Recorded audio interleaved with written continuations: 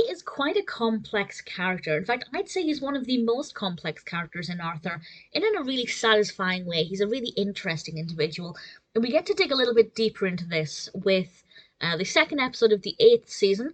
The second episode, or the second segment, is Thanks a Lot, Binky.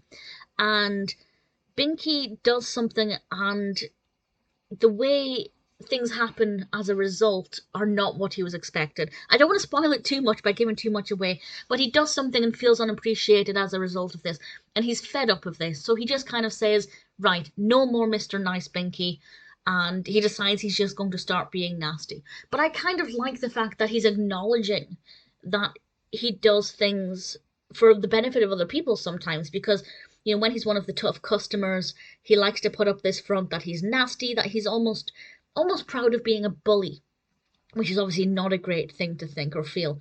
But he's acknowledging that actually he can be nice, but people don't always appreciate that, so forget it. And I think this is something everybody feels at one point. I think we all do things for the benefit of other people, and it's unappreciated, from small things like holding a door for somebody and then them not even acknowledging your existence, one of my big pet peeves, to obviously much larger things that go unnoticed or unappreciated. And it just makes you feel like, what's the point? And that's exactly what Binky felt. But through a series of flash forwards, we get to see what life would be like, primarily through Binky's eyes, if people just stopped doing things to be kind and for the benefits of others. And what we see is obviously a world, or Binky's world, in complete disarray, and that actually he should keep doing kind things for other people, because even though he feels like it's unappreciated, a lot of benefit happens as a result of that. And I think it's just a nice reminder that actually sometimes we don't feel appreciated for our actions, but the world thanks us by not falling apart.